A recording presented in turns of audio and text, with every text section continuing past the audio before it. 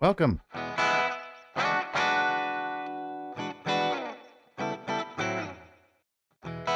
Welcome to another Saturday live stream. Let me turn that guitar up a little bit. It seems a little low. There we go.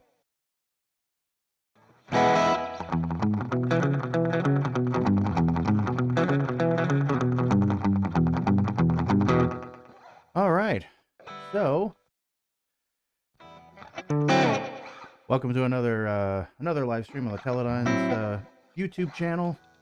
Back to our regularly scheduled program here. Last week we had a live show, and that was fun.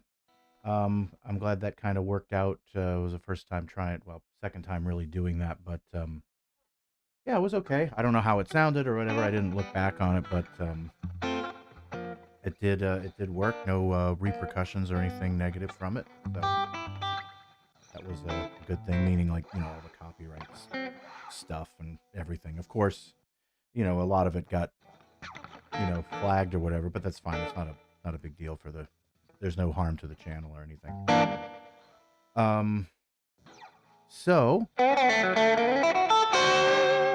today I'm just going to go over a couple of techniques, things that, just pop in my head throughout the week, and saying like, okay, well, this is something that as I go to play it, I used to struggle with this, trying to figure it out or whatever, and might be something to explain. Maybe somebody else might have a bit of an issue, or maybe I can explain the way I do it, and it might help kind of get beyond that bump there.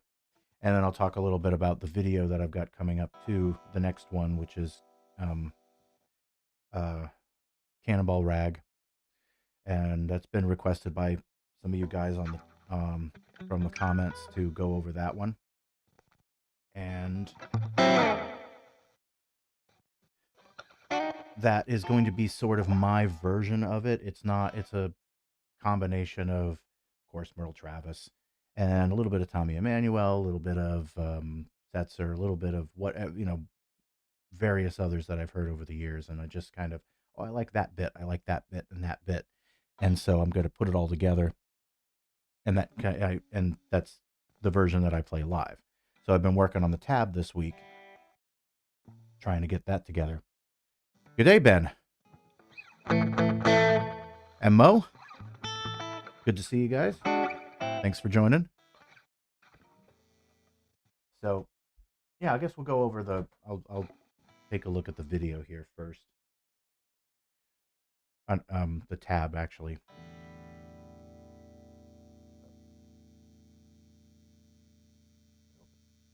There we go.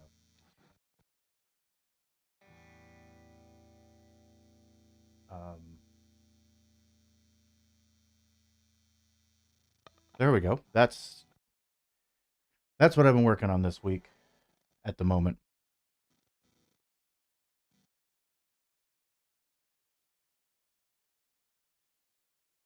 Does it even play through the... Oh yeah, it plays. I'll play just the beginning of it so you should recognize it. It's a computer playing it, so it's not great, but...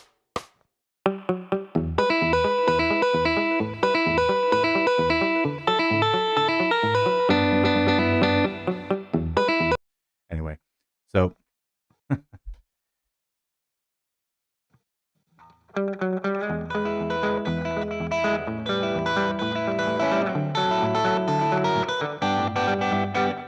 right, obviously it sounds better with a real guitar, but so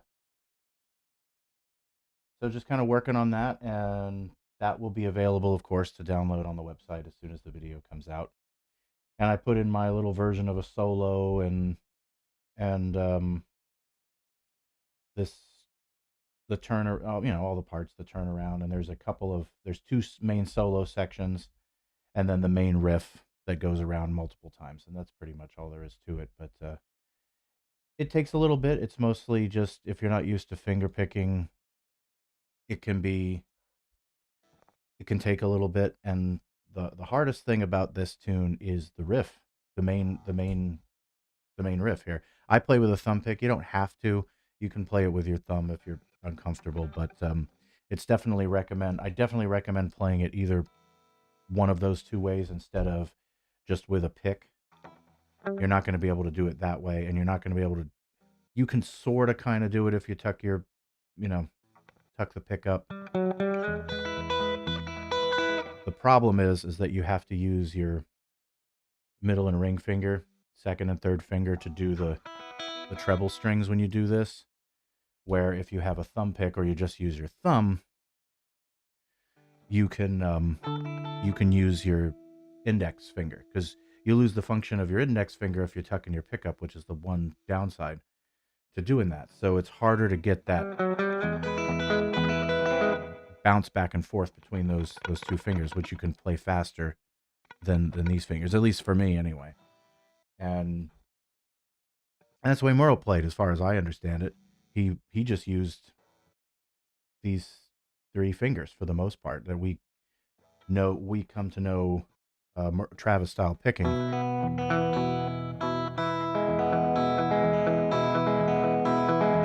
And most of the time when you see finger picking books or whatever, and they try to they teach whatever proper finger picking is,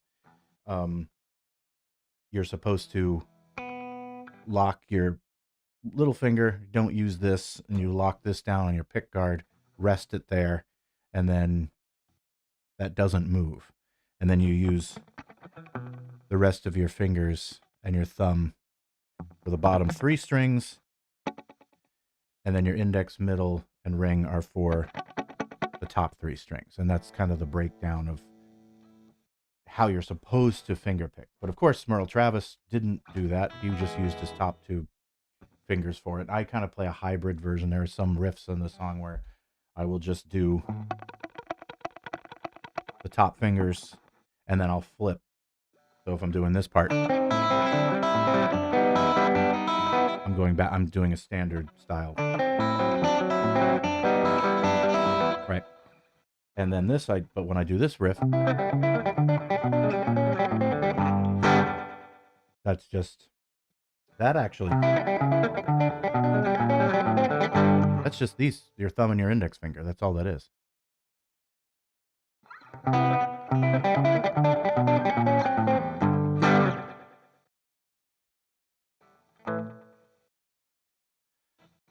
Last Living Shepherdess. Oh, thank you for you saw some of the live show. Glad you enjoyed it.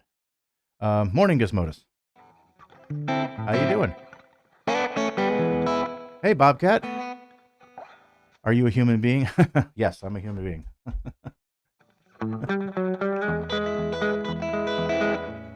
I'm not a lizard person or anything. Anyway, yeah, exactly. I use the thumb and the index finger. What was it? What's the other the famous guy? What's Beck? Jeff Beck, right? He picked with, he didn't use a pick or anything. That's true. If you don't ask, you never know. Of course, if I was a lizard person, would I actually tell you? Would it, you know? Yeah, it was a pretty good night. It was a pretty good night, and it was a bad snowstorm that Saturday too. So I'm surprised that people came out at all, really. But yeah, as long as they didn't put a parking ban, which they didn't, so they usually end up putting a parking ban well and like at least a day ahead, and they didn't. So we said, well, we'll just play, and people came out. It stopped around the second set. It stopped snowing, so it wasn't too bad getting home. But yeah, it was a fun, definitely a fun show.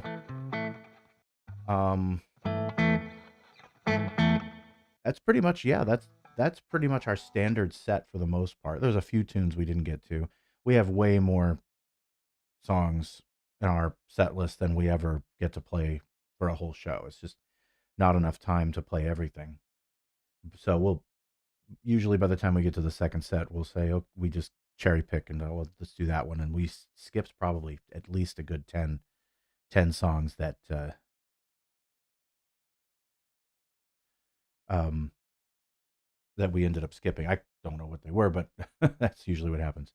The red spot on my face hid me too much. Oh, and the live thing. Yeah, I didn't. Yeah, it's hard to really tell. There isn't really a good spot to set the camera there, unfortunately. There is kind of a place I might be able to hang it for next time where it would be a down shot of the whole band, but I'd have to figure out how to run power to the phone, because it doesn't take very long for the battery to drain. Um, it didn't take long for the battery to drain on that, because I had it plugged in for last Saturday, but yeah, I would have to do that. But that I don't have control of those lights either, so I was at the mercy of whatever it was what it was. But yeah, thanks for letting me know. I'll definitely try to get a better shot next time. And we're not going to play that venue again until May, so that's a good enough time in between to have live streams. I don't want to do it for every show because it's the same, pretty much the same songs. Maybe a few things might be different here or there. We rearrange the set list so it's a little, so it's reversed. So we'll do the second set first and then the first set last, just to mix it up just to keep ourselves entertained. Did it cover the guitar? Yeah, because that's where the phone was sitting. It's over there by the drums and the bass, and that's the one thing about the basement amplifier is it's very directional. It's just if you're not standing in front of it, if you're off to the side a little bit, you will lose it, even if you're physically there. Um, and that amp there was no attenuator on the amp or anything. That amp was there. I had a little baffle that was half on, but it was pretty loud in there. But that's also what phones end up picking up most of the time. Unfortunately, every time we'd go practice to say, well, let me record a little bit, um, for if we're writing a new song or something, or where it's a new song and I want to listen back and see if I can, if there's anything I need to work on or whatever. Um, every time I try to record something with my phone, all I get are cymbals, and it just sounds like shh, and you can't hear anything. Unfortunately, yeah, that's kind of the downside of live streaming a band with drums with a phone. I could also try to do a live stream of the duo. That's a little bit different. There's no drums. It's just upright and guitar, and then it might be more conducive, at least musically, for the live stream. But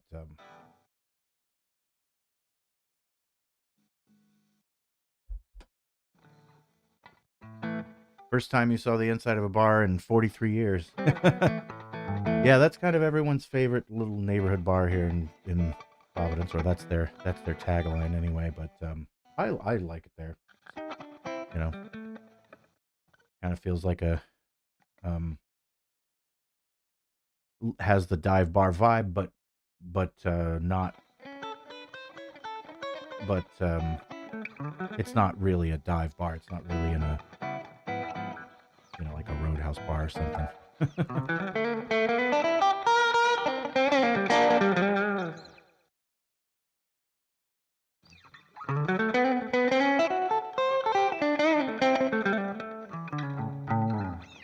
Yeah, I think if the phone were positioned a little bit more in the center, in the middle of the mix, or in the middle of the band, I think it would come out better.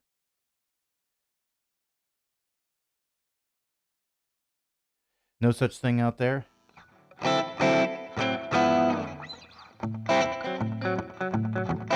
Yeah, there's a lot of them around here. Every place I've ever stayed or lived in Rhode Island, there's always been some bar within walkable distance. Um, Usually a 5 to 10 minute walk, and of course New York for sure. But yeah, even in Rhode Island, there's plenty of them. Yeah, the more New England infrastructure, everything's much more condensed. Yeah, it is an East Coast thing. But you go down to, Florida, not so much. Everything's much spread out,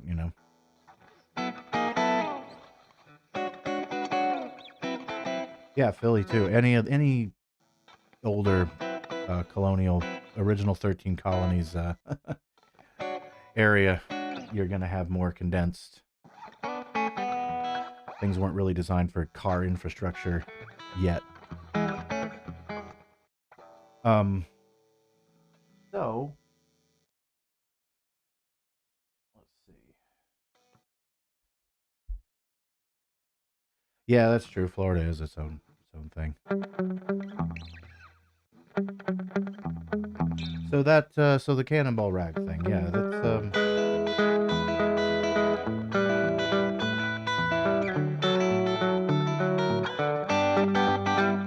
of course I'll have the tablature up there, and I'm going to have a couple of little chord blocks as well that will show you the positioning of how you should, the chord form that you should play, so it's easier. And of course you'll have the video to see it exactly too. But it's for the most part, it's just it's getting the thumb. Obviously, with any finger picking thing, it's getting the thumb together, and you got uh, Travis style. That's Travis. Fifth, fourth, sixth, fourth, and then back to fifth. So that's the main. That's one pattern, and then the other one is just octaves. Sixth, fourth. Those are the two thumb patterns that the song goes back and forth between. That's pretty much it. Once you get that, you're pretty good. It's just a matter of getting memorizing it and getting the patterns of each of the finger picking sections. And what I like to do with songs like this is say, okay, and I'll break it down in the video too, where I have, this is the main riff, this is the B part, this is the turnaround, and then this is the solos, and you'll be able to, and you'll have the whole sheet music there. The sheet music is pretty much the whole song from beginning to end. I even put the endings in there as well. So you should be able to follow that alone by itself, even without the companion video, even without the companion video to go along with it. So.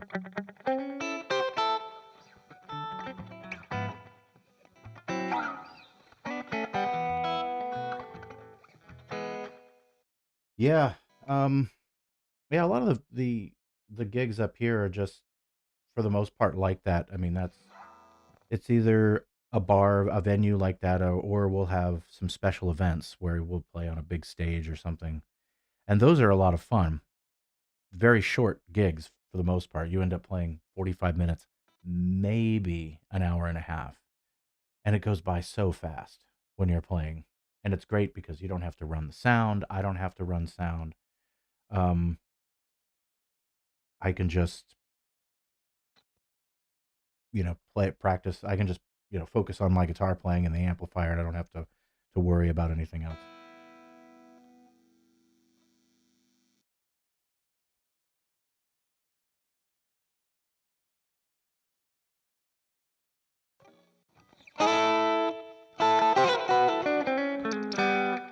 So, um, yeah, that'll be up.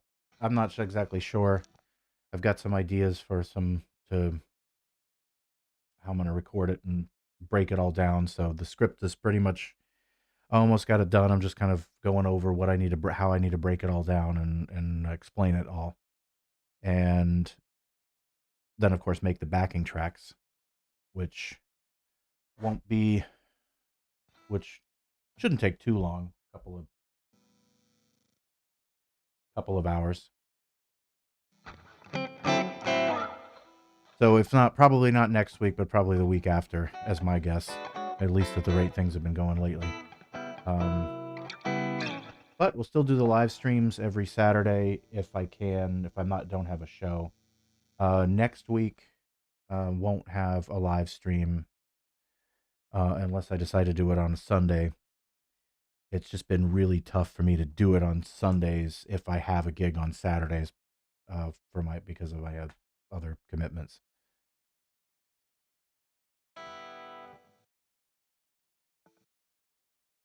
So, but after next Saturday, it's fairly clear going forward until sometime in April. So we should be pretty consistent for the next month or so on the Saturday live streams. And then, of course, the videos in between.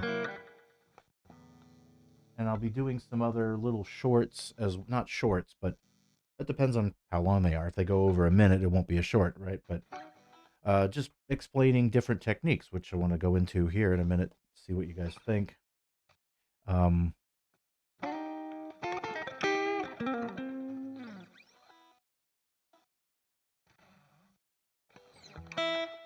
sorry. What would you say? I bought a round of my friends and I realize how much you miss seeing bands and bars. Yeah, I mean it's fun. You never know when you're gonna stumble upon a good act in a local bar. The music scene's pretty decent in Rhode Island. It's got it's been within the last 5 years or so, a little bit before maybe, that it started just trending upward. Just more bands that used to play in Boston, that just the venues are gone.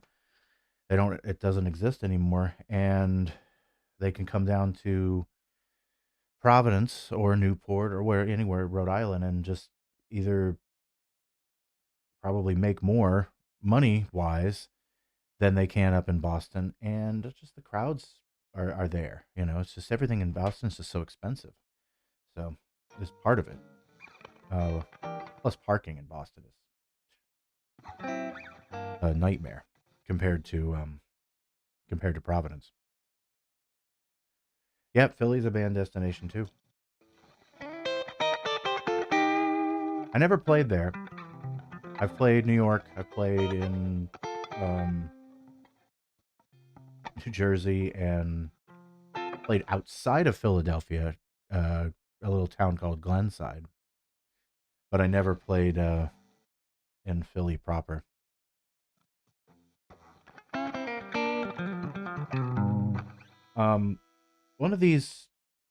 Some of these riffs here, and I went over them in the Rockabilly Riffs video, but I don't know if I explained exactly how to do it, and I don't know why. It occurred to me the other day.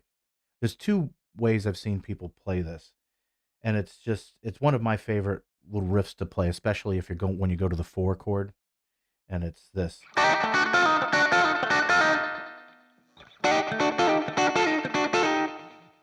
And you can do it with the pick, I suppose.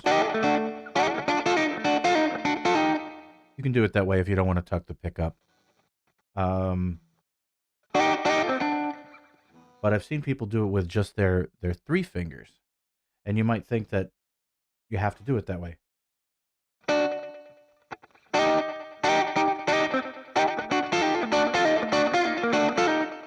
And to me, that's a little more awkward to try to do it like that. I think it's better if you're basically using index, your middle, and your little finger to do this. You got to be able to bar a little bit with your little finger. But when you go from here, you slide up, and then use your third finger, your ring finger there, to hit the root, the C. And then go back, and you play like a D, really. going down a fret. And then instead of jumping up here with your ring finger, because when you pull off,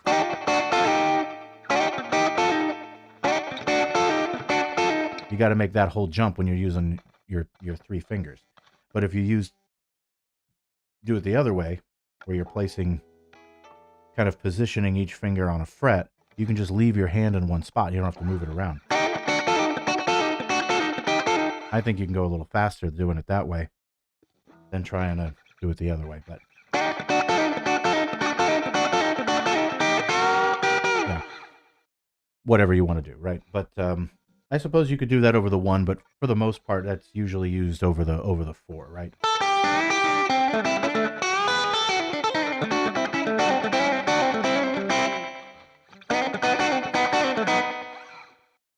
So,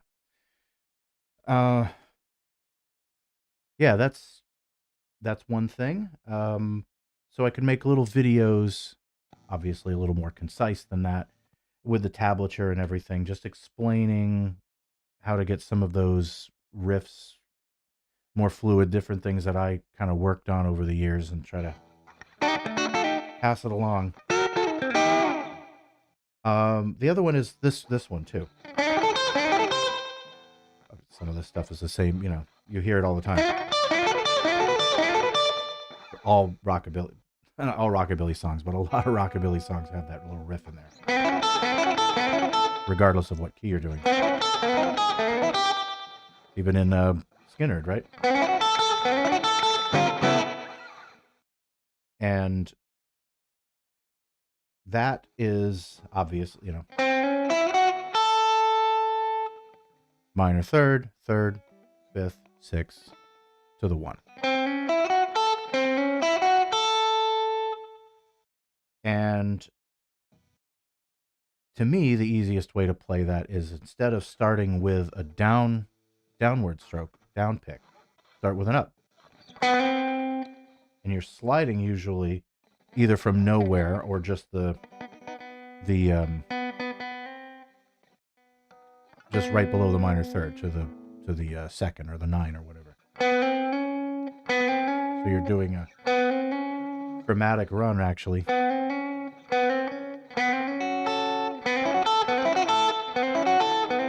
And that minor third to the 3rd is a hammer-on. And everything else is picked. So you're not going... I mean, you can.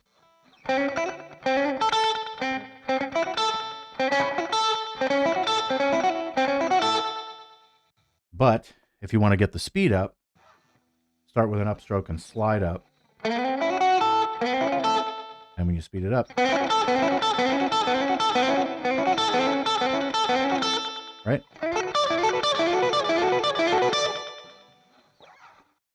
So that's a little trick. I don't know if it's a trick, but it's something that I found easier to do, so you can always execute that quickly and throw it in anywhere. And that's a riff you can play over the 1, the 4, any chord, doesn't matter. Major chord anyway. So then, let's see, what other little tricks. Oh.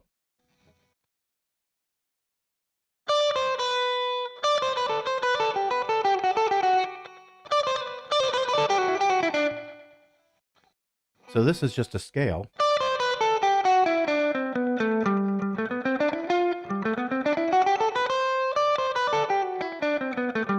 You're just playing the G scale, or whatever key, but G. Stick with G for now.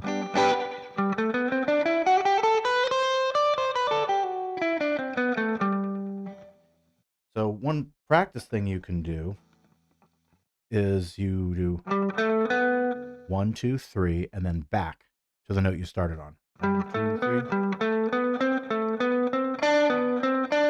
And so on and so forth, right?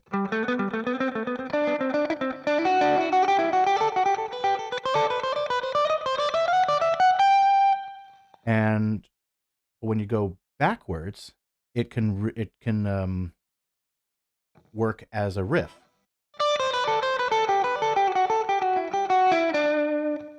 Especially if you, instead of plucking every note, do pull-offs.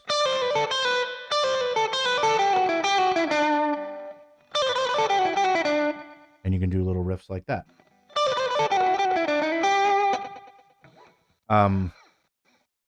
Just little flourishes and things like that. The other thing you can do is, of course, this. It's an E minor or a G6 there. Play it as a rake.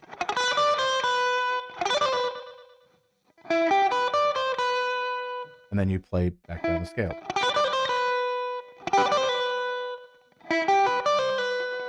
You can, right? Throw in the minor if you want. But you can do this, or throw in that little rake first. However it works out timing-wise, depending on the solo that you're playing. And that kind of technique also works very well as related to chicken picking stuff. So if you go down here to this G scale,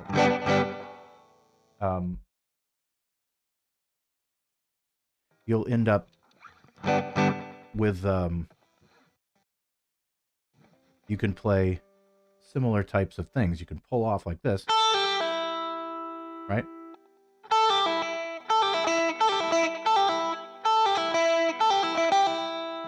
And then you use your middle finger on your picking hand.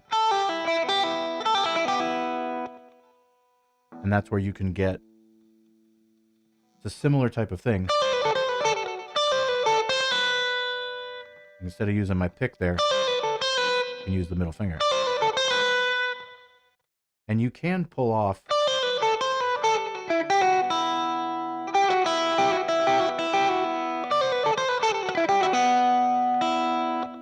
wherever you, as long as you know you're pulling off to a note that's in the chord that you're playing, then you can do that. Just like you can do something like that. Do I mix major and minor pentatonic much? All the time, constantly. So if I'm playing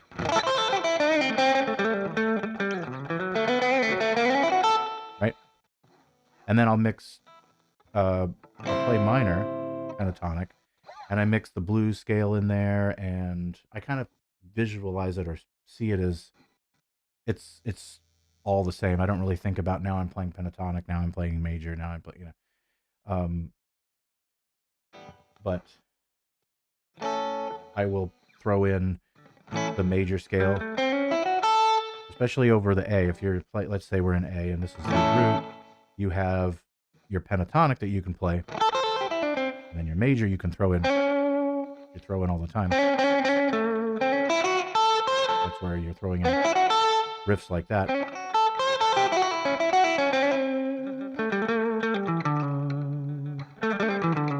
Doing that, that's major.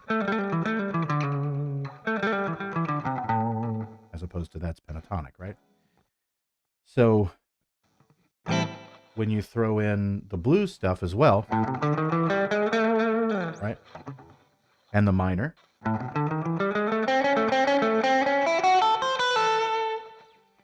you mix and match the scales all the time. And then of course you can come up here and play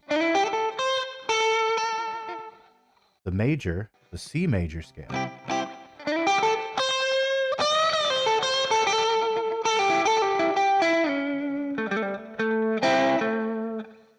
Everybody knows that kind of, that pattern. A, C major here, C minor, C, C. So I think about notes that are in the chords, notes that are in the scale, all of that. So, and then when you play the major pentatonic, you're just playing the relative 6. You're just playing the F sharp. 2, 3, 4, 5, 6. That's F sharp. And just play a pentatonic over F sharp. And that's a major pentatonic. So if you want something to sound a little bit more major sounding, you know, up happier sounding, I guess. You play the major pentatonic. And then if you want it to sound more bluesy or more, you know, minor, then you can throw in your minor pentatonic. So I just kind of go all over the place, and then I'll play the passing tones, the bebop scales, and they are for the most part,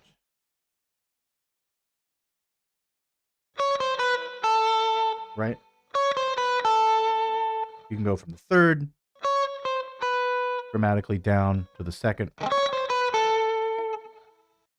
and that will but you could, yeah, that's one of them, down to the third. The other one is from the sixth down to the fifth, or up. So it's the passing tones for the bebop scale are going to be the minor third, of course, is one of them, and then the sharp five. And you play over those tones, and it works very well when you're swinging, more so than if you're playing straight rock or something. Although it can work if you're playing really fast 2-beat country stuff.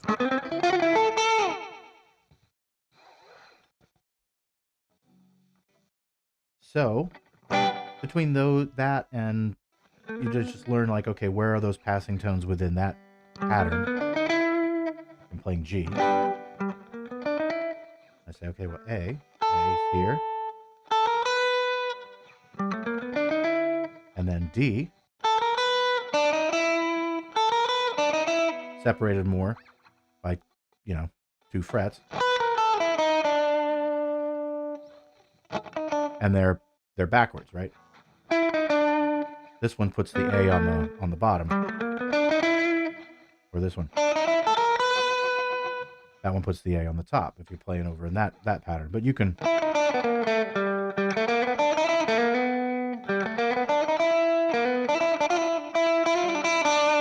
that riff, right? It's a little more awkward to play it down there. But if you play it up here,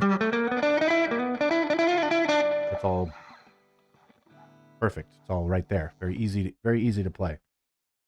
But that's why you can jump back and forth.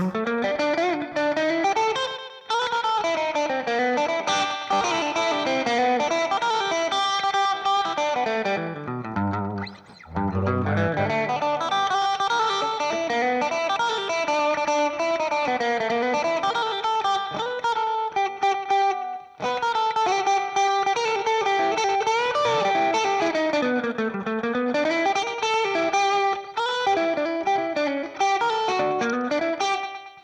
And that little thing, throwing in your flat 5 there. But it works because it's a tritone of the major note. So it can work, and it works as a descending line, like going down to the 5. Right?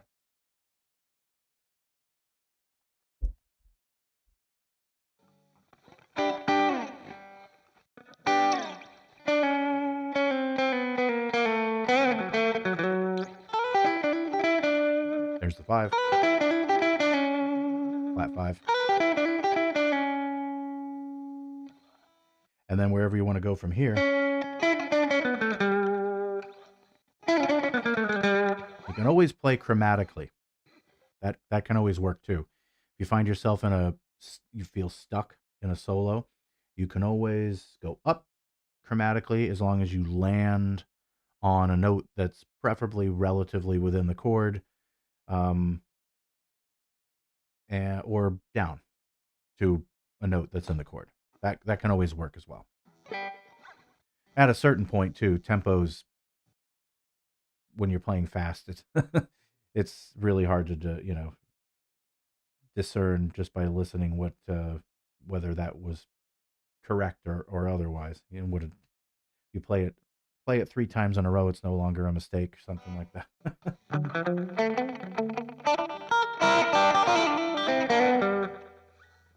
So, um, another thing, here's a little finger picking thing. Might be self-evident, but I didn't notice it until later. I always like to try to keep the same thumb pattern regardless of what I'm playing. And when you're playing a chord with the root on the bottom, it's easy to play the Travis style. But then when you go to a chord with the root on the 4th, then you can still do it because it puts the 5th in the bottom. But if you play a 9 chord, you got to just move your second finger, your middle finger, from the 1 to the 5. I mean, if you can bar them both, great.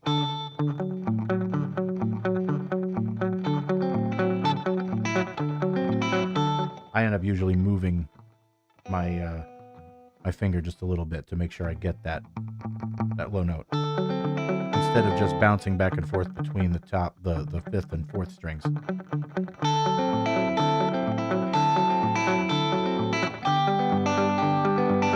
Right? And if you're not used to finger picking, that's kind of the best pattern to just get used to. Just get used to that Travis style. Even if whether you're playing a chord or not.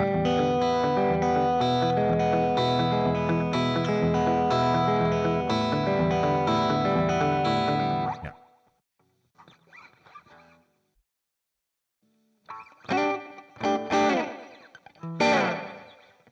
And let's see. Yeah, nothing beats the blue note.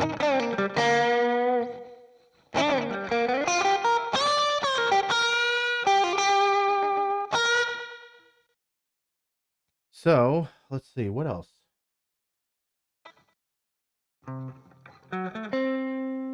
Diminished chords.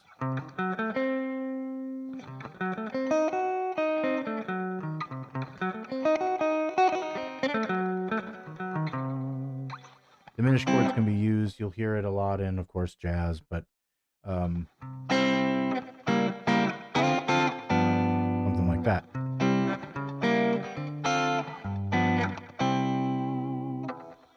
You can play, even if it's not there, going up to, you know, the chord's coming up to it, you can play from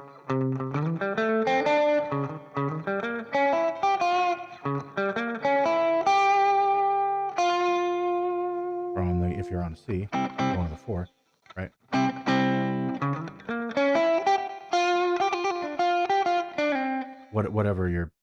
Whatever the chord progression would be, right? So if you're, regardless of where you're going, if you're going to, you know, the 3rd, like in that, or the 2 in that case, the 2, 5, 1.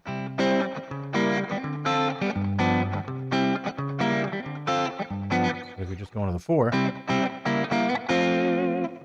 you could throw in, usually the chords they won't play a diminished chord going up to that. Or you'll play a dominant 2.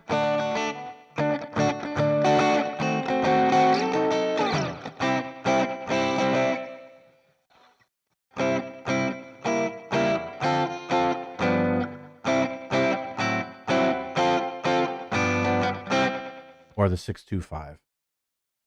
The pattern for the diminished chord is you can play whatever diminished chord it is. You can start on any one of those notes that are in that chord. It doesn't have to be the root, but I will start on the root just for, you know, easy to explain the pattern here. So it's always going to be 4 frets, and it just keeps repeating and repeating. So instead of just going up like that, of course, you can get that pattern, which is...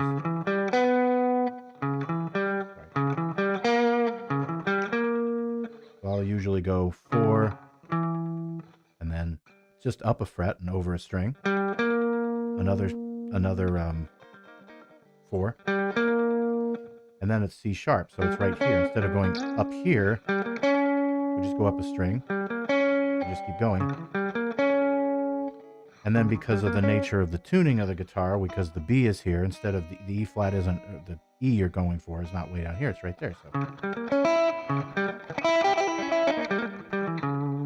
play a little riff that sounds jazzy, but really it's just a diminished.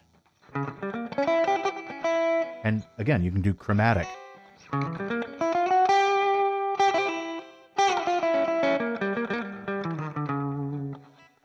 Leading into that, to the note you're going into. So it doesn't really matter as long as you end up somewhere that's part of the chord.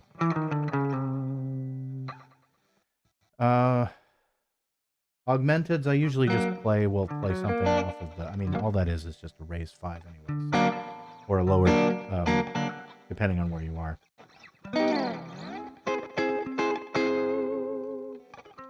So usually, yeah, that's just a raised 5, so it's like playing over a sharp 5. Only difference is that you don't have the 7th.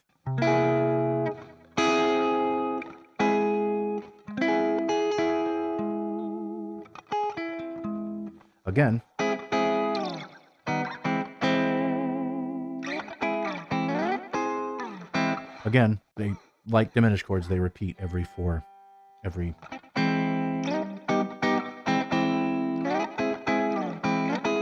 frets, I think. So, and they don't come up too much, and usually it's just as like an intro chord or a passing chord really quick. So you throwing that kind of stuff into rockabilly or rock and roll, whatever in general, is you have to sort of where would the chords be? Where could you put them? And even whether the rhythm guitar or whoever, whatever, whether it's being played or not, you just play as if it's being played, and that you're playing over substitutions even though they're not there, basically. So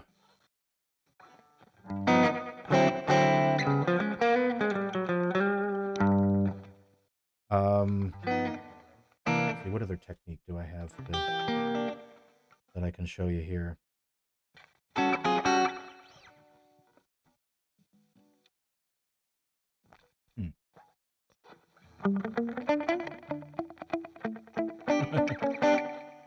I went out and did the chord video, so I hope that you saw that. That's a lot of stuff that I've worked on. I think I've mentioned it before, where if you're playing you're playing a blues thing, you're doing upstrokes like.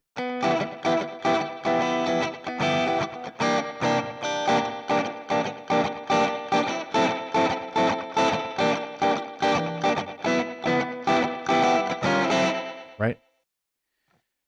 You can play go up 4 frets like you would like a diminished, but instead of playing, you're playing the 6th here. Play a B flat 13.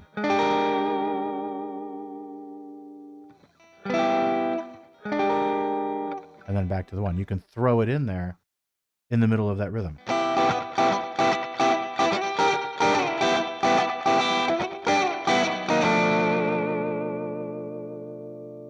And you're still on G, you're just leading into the...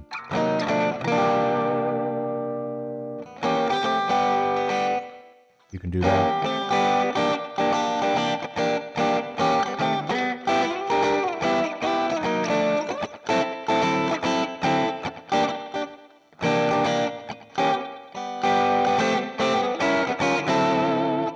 There's something. I don't know if I went over that or not before. Play open if you're in G.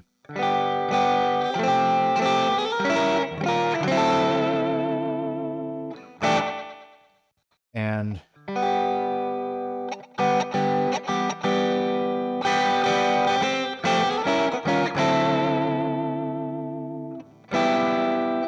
So if you were doing another key to see what the pattern is.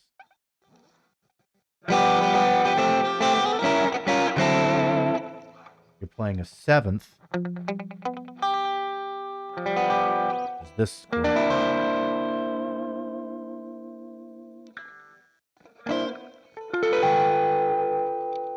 Actually a 9. You can play it as a 7th or a 9, depending on what works better. When you're playing open strings like that, it doesn't really matter. And you lead up to it. So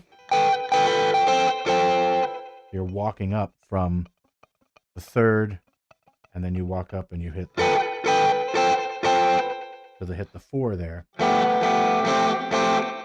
And then you go up, hit that diminished, a G diminished or a B flat diminished, however you want to spell it. Sharp 5 to 5. And that can work on pretty much any turnaround, any blues turnaround. And you can do that in any key, so. Or in C, right? Doesn't matter.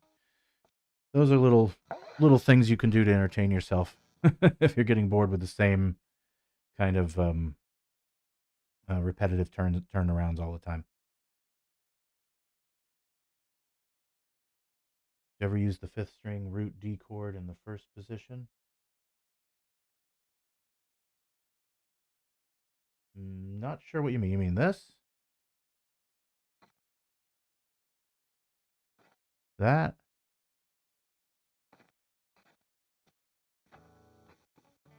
Probably this, I'm guessing.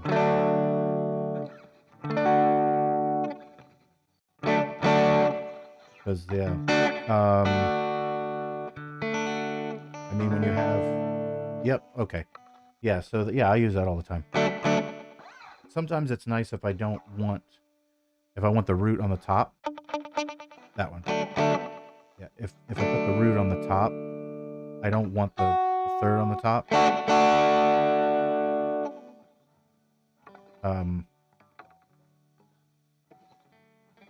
I will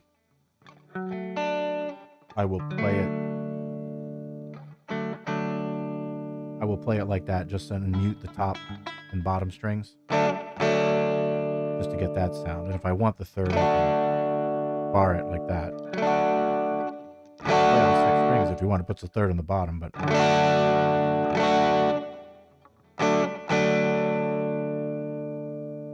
yeah, because I use that position all the time, and I'll move it around. Comes in handy.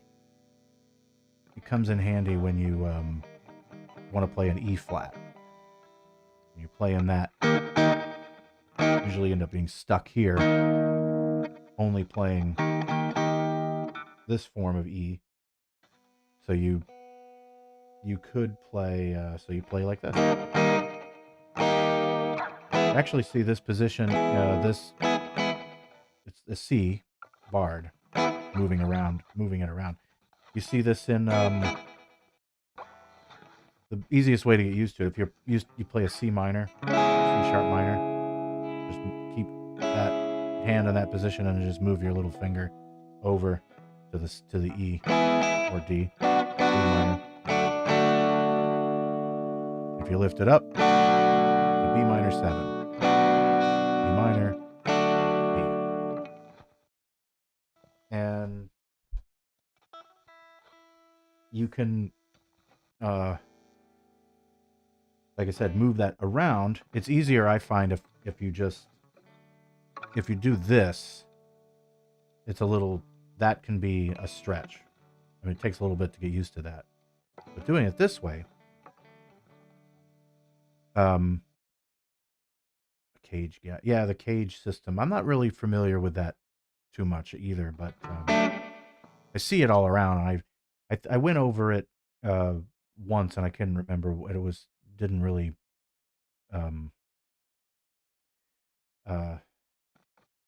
it didn't stick enough to really to remember it too much. I'll have to go over it again and see it, what it was. But yeah, just this. just that, playing it like that, where you're muting the top and bottom strings, is really nice. It's easier to move that around than it is to move this whole thing around. I was going to say, you see this chord form in the Beatles. John Lennon's playing that on All My Lovin'.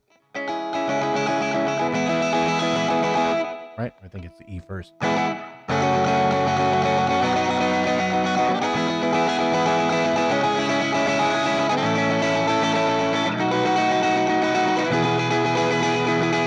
Right? And that's a tough little rhythm to keep up too.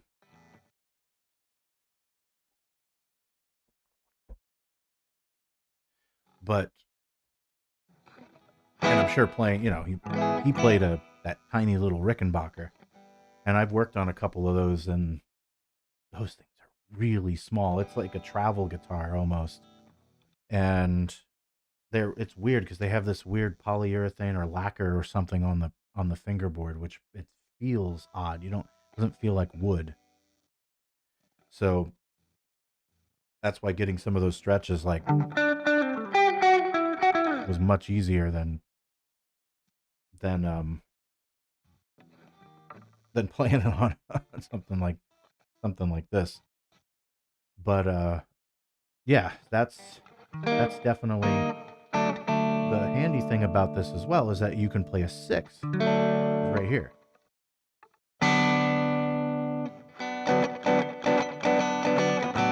You can bounce back and forth between the 1 and the 5.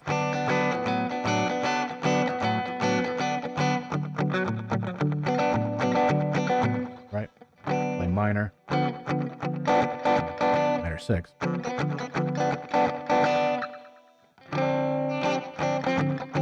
D minor 7. Play a D minor 7 here too.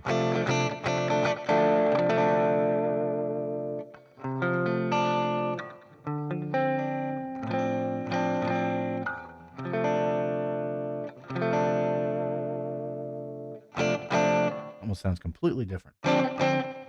This one almost sounds like a sus4, but throw the 5 on the bottom there, it sounds a little bit better.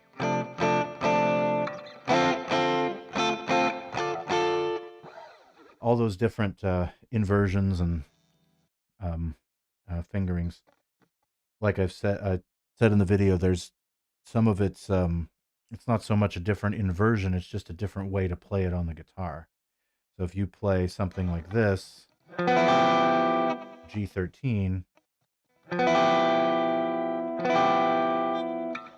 you play it here, it's the same voicing. It's not a different inversion, it's just a different fingering.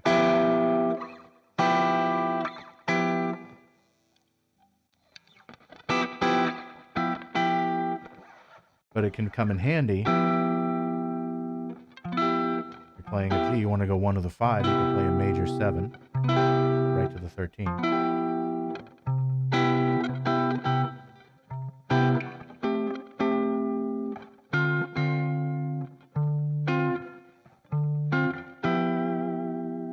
Right?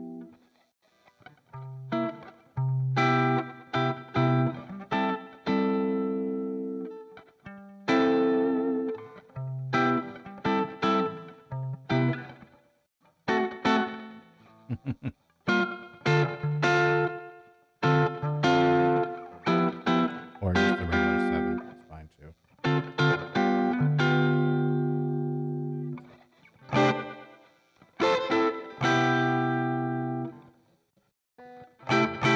That 6 chord is nice too, as an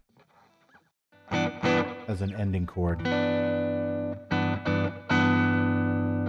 So it adds a little lower register, a little more mellow,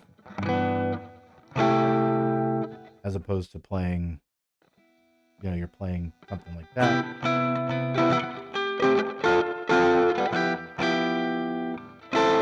You can go up, but if you don't want to go up and you want it to be a little bit more on the mellow side, do that. So, yeah, it's just a matter of, learning how to build chords and how they're built. Once you have your triad, you can pretty much just extend whatever note on top of it. It's just that when you get into sevenths, nines, or nines and 13s and flat 13, flat 9, all that stuff, you you want to make sure that there is a flat 7 in the chord, or at the very least, um,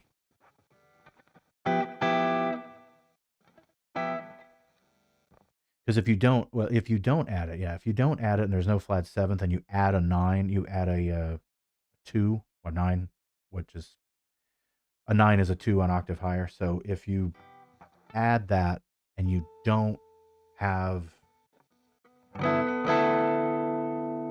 seventh, even if you have a G in the bass, like that, you basically are just playing a C, like a 6/9 is what you're playing. Or even if you add the 9 to a G without the 6, you have an add 9. It's a different sound. And if you have that flat 7 in there, that's more of the 9. And eventually you run out of fingers. So you have to do something. What do you do? Well, the first thing you do is you can omit the root, especially if you're playing with a bass player. But you can you can also omit the fifth. Those two, the root and the fifth, even though they're the foundation of the chords, it's the first thing that can be omitted. I would omit usually the root first because it's implied with the key that you're in. And then the next thing, if you can also omit the fifth. And if you add so many extensions, you're creating a whole nother chord on top of it. You can omit both of them as long as you've got the seventh and the extensions, because it's implied through the rest of the song. And sometimes you might find, oh, it sounds better if I omit the fifth versus the root. That's personal preference, whatever you want to do. So that's just something to be aware of. But yeah, otherwise like I said, you're adding a 13. The old argument of whether is a 6 an add 13 or is it a 6 chord? It's the same chord. It's just the way you spell it. And yeah, I would say that it's a 6, not an add 13. Because if you get into this, some people will say this is this is a 13 chord, but it's not, because you're adding a 9 in there as well. At that point, it's kind of even if you have a seventh in there, it's just it's a 13 with a 9, or a 9 13, and usually put in a bracket if you see it on a chart. But some things I've seen, like they say add 13 or D9 add 13. And I guess you could say it that way, but you still have to qualify it as a D9 or whatever, something 9 13, because otherwise, if you just say add 13, there's no way how would you know that you're going to have to add the 9 and the flat seventh, because that's what the chord is you're adding the flat 7 and the 9 as well as the 13, but that's just a 9 13. 13 is simply just a 6 chord, but with the flat 7 in there. That's it. Very simple. And 6 chord is a 6 chord. Or you could call it an add 13 by itself. And that's where the argument comes through. Like the music theory nerds will argue over that. But it's just something to be aware of, because sometimes you'll see charts or whatever and you'll see a chord. I've come across it myself playing different just whatever pieces of sheet music I find, and go, oh, that doesn't sound quite right. That chord doesn't work. And it's like, oh, this is what they actually meant, because the spelling is different. And who knows? Especially fake books. A big problem there. But it's called a fake book for a reason. Yeah, it's weird. It's kind of like there's another thing I run into, this music theory sort of kind of thing. Um where people get used to what key is the song in? Does this is it starting whatever chord the song starts on, it's in that key. And it's like, no, it doesn't matter what chord you start with. What matters is the relationships of the chords themselves. So take Cannonball Rag, for example. It starts on an E7, goes to an A7, then a D, and then a G. You can hear the tonic right there, the resolution. If you listen to the whole song, it of course resolves to the G. But it's going dominant 3, dominant 2, or I'm sorry, dominant 6, dominant 2, 5, and then back to the 1.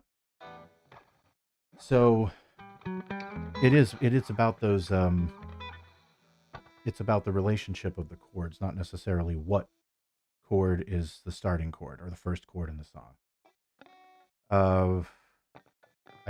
I've seen this sort of argument, or not argument, or whatever, debate online about the one song that keeps popping up in this conversation is Sweet Home Alabama, because it starts on the D, and then it goes C, and then G.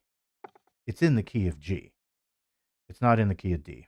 But some people have made the argument, no, it's in D because it starts on the D, but it's way too complicated. So that would make the D the 1, and the C the flat 7, and the G the 4. No, that doesn't make any sense. So, and all of those conversations seem to leave out the fact that the song goes to an F um, very briefly in a couple of sections of the song where it does a hit. And if you're in G, that would be a flat 7, easy to explain. But if you're in D, now what? You're the minor third. It doesn't make any sense. So it's a overly complicated, makes it overly complicated.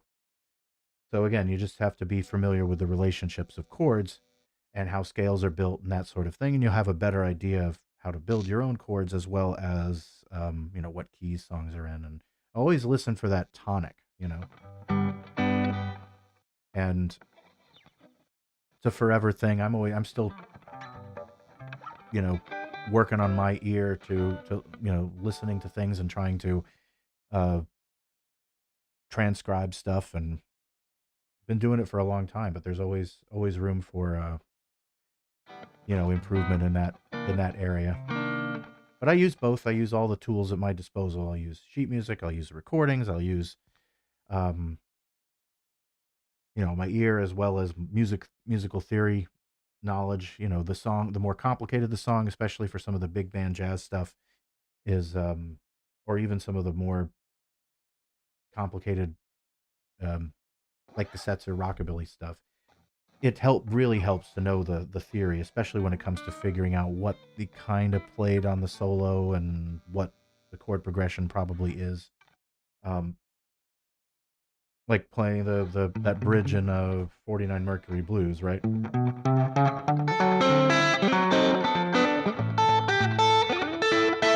All of that's simple. That's that's the same as Two Hip Gotta Go, right? Well, that's all right, Mama Lick in there. Then it gets crazy. Then it goes to this.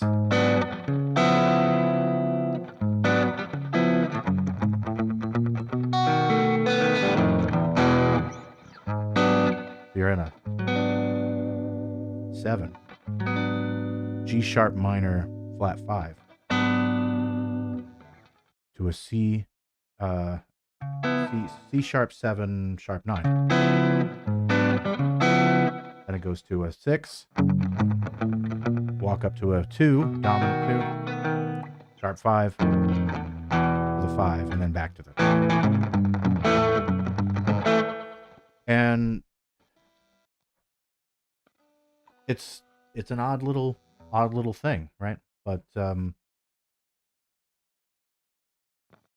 you just, if you know the theory, you can go, okay, well, it's got to be, there's only so many things it can possibly be, right? And you just play along with it and see what it sounds like, and you go like, okay, well, it sounds like a 7. Now if it's a 7, then it has to be, you're building around the scale, right? Okay, all of a sudden, B, all of those notes are in the key of A, but because the bass line is going down, you build up from there, and you just stay within the scale, you end up with that chord. So a lot of it can just be based on the harmonic relationships between the bass line and the where the song is going as well. But for the most part, most rock and roll is pretty straight ahead, and you don't have to worry about it too much. And it is open to be up for interpretation. You can create your own progressions around what's already there. I do that all the time. I do this little riff in Choo Choo Boogie, where it's just a 1-4-5, but I play a 13, and then I go to the 4, whatever. But it's the turnaround. That's where the fun. That's where you can have a lot of fun. And instead of just going to the doing that, I do this.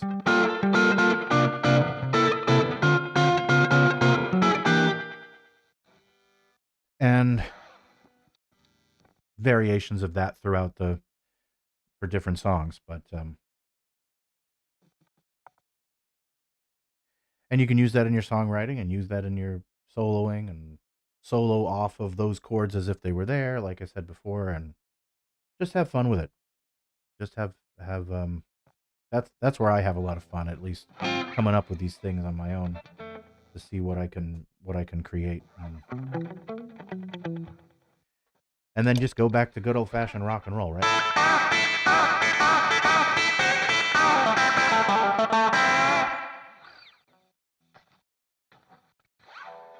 That's always a fun.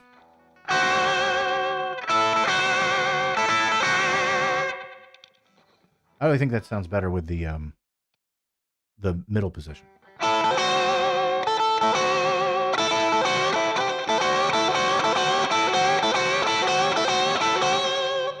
Especially that rockabilly. Like, what is it? Flying Saucer Rock and Roll? I don't know if I know the lick properly.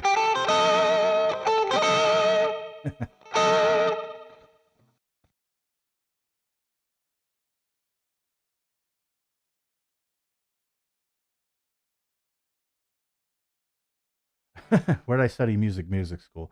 I did 2 different things. I took some private guitar lessons, jazz guitar lessons, for a little while.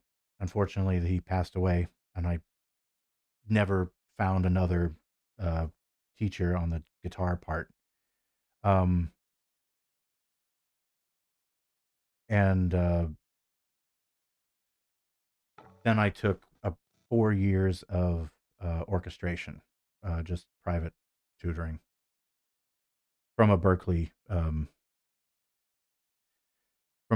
grad. He was like he was an old school guy. He played he was a bass trombonist. He played at the Copacabana for years, and then when I knew him, he was playing at local churches and stuff, and essentially retired. But um, yeah, he also conducted a lot of local musical theater orchestras and stuff like that, and concert band and symphonies and stuff. So that's where I got my theory knowledge from, and then the guitar playing I got from VHS tapes and rock and roll videos and stuff like that, or a few lessons. I took a few lessons early on, where I'd get just music books like tablature and Some of them had backing tracks, some of them didn't, and whatever, and just go and learn songs. Once I learned the major scale and the pentatonic scale and basic open chords and stuff like that, I I would just start learning songs, and I definitely recommend that if you're starting. Just learn. You got to learn the rudiments. You got to learn the fundamentals. You got to, in other words, your hand has to be able to go fairly, quickly. Learn how to play bar chords. At least do that, and then I would recommend learning this scale. At least that, just for dexterity, and the pentatonic, of course. And then understanding how you can just solo over a blues song, and then just start learning your favorite tunes, whatever band, whatever, it doesn't matter. And you can learn. I started with the Beatles. You can go, and then I exhausted went through that catalog, and then I moved it to Zeppelin. Started learning a lot of Jimmy Page stuff, and then I went over to. Then I found I'd always listened to rockabilly and rock and roll since I was a kid, but I never really um, got into it until a friend of mine at the time turned me on to the Stray Cats and Setzer and the orchestra, and then McCartney came out with his Run Devil Run album, and they had Blue Jean Bop on there, and I went back to, oh yeah, I've heard Gene Vincent and Eddie Cochran and all, listen to that stuff for years, and then kind of opened my eyes to yeah, there's more than just Strats and Tellys. But although great guitars too. So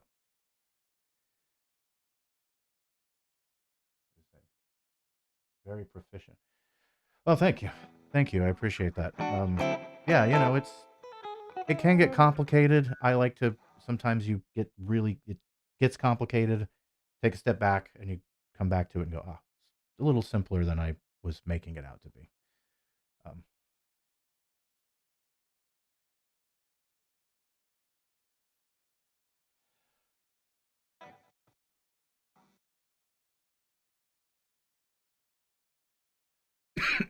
I don't know what this. I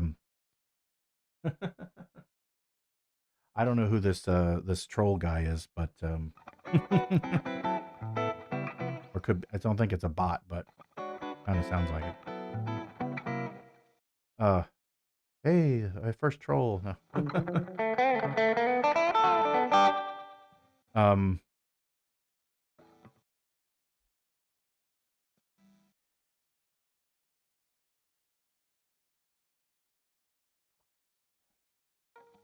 yeah, exactly.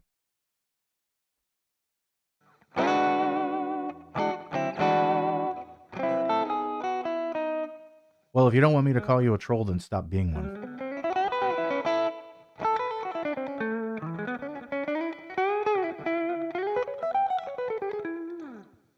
Um,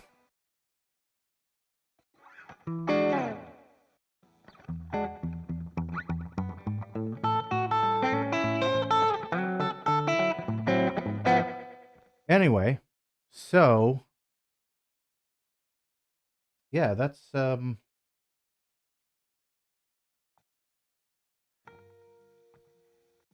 kind of my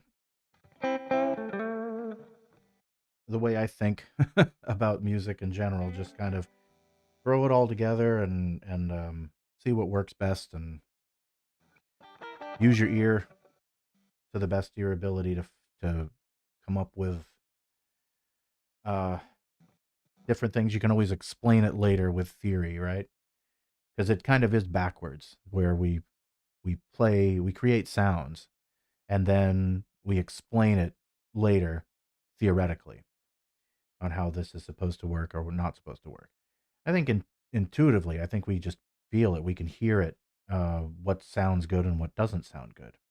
And a lot of music is subjective. So you just have to, you have your preferences and your styles. And from a playing perspective, as a guitar player, I love playing 2-beat country stuff. The faster, it's just fun to play. Or double time swing, same kind of, almost the same kind of feel, really.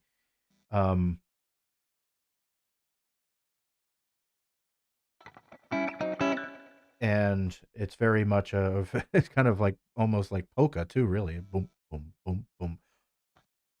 1-5, 1-5. And that's a lot of fun. You can do the finger picking stuff really fast. You can play a lot of riffs, and sounds better with the bridge pickup.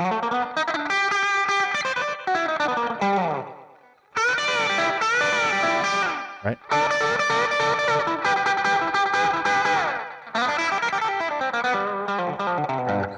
Whatever you want to do. And then I like the swing, the rockabilly stuff.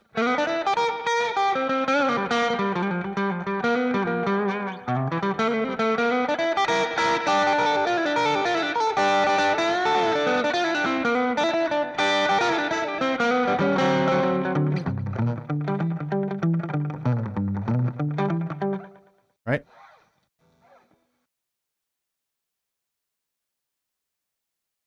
Oh, thanks, Ben. I appreciate that. Yeah, we listen, got to listen to each other and try to play. And yeah, we've all individually been playing in bands and playing our respective instruments for years. So to play together, it's definitely a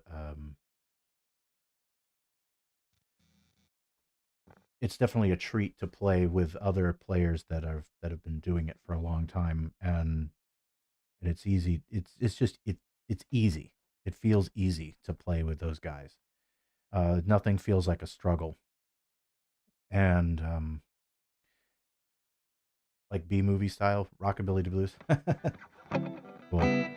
Yeah, rockabilly and blues, man. I mean, that's the stuff that's always fun. It's a great, especially in well, I don't want to say jam band, but like a pickup band situation, or a what am I thinking of?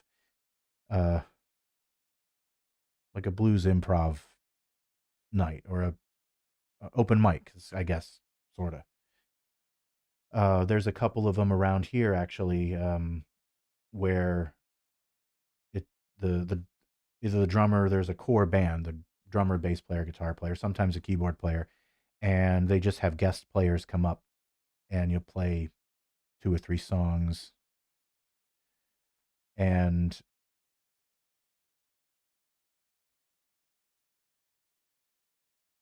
then you can just and it's usually rockabilly blues or something like that everybody can kind of follow, and it's a lot of fun.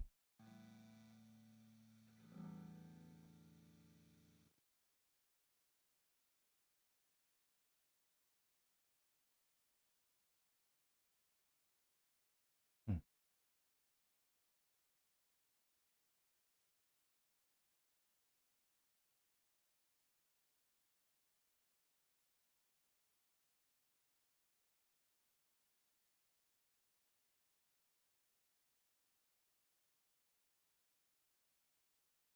So anyway, yeah. All right, well, let's see, we've been going for about an hour and a half. Yeah, thanks for everybody for joining in on the live stream. I don't know how much longer I'm gonna go here, but got a few other things I got to do today, and then get on to that next video, finish the script, and hopefully get to the recording of it this week, and then edit it, of course. There's always some sort of bottleneck trying to get the flow of creating the videos much faster, but it's just if I either spend a lot of time writing a script and then the editing is easier, or I just record the video and improv and then have a lot of editing to do. So still working that stuff out. Plus, doing it around my regular day job stuff, and the gigs haven't been too crazy this first quarter, but definitely but I think it's May, June, something like that. We start to pick up a little bit. So coffee time. Oh, thank you, Ben. I appreciate the 279.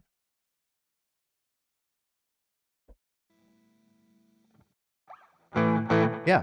So again, thank you guys for hanging out, like and subscribe. I really appreciate it. And until next time, there will not be a live stream next week, more than likely, um, because I've got a relatively earlier show. So might do it on Sunday. It really depends on how the week goes and everything. So until next time, have a good one, and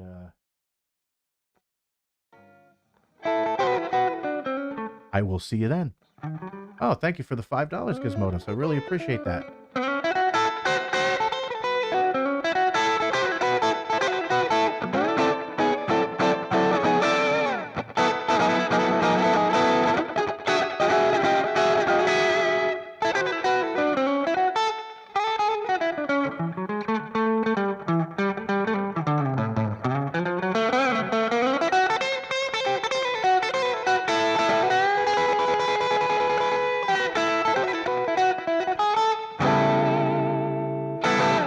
All right, until next time, you guys, have a good one.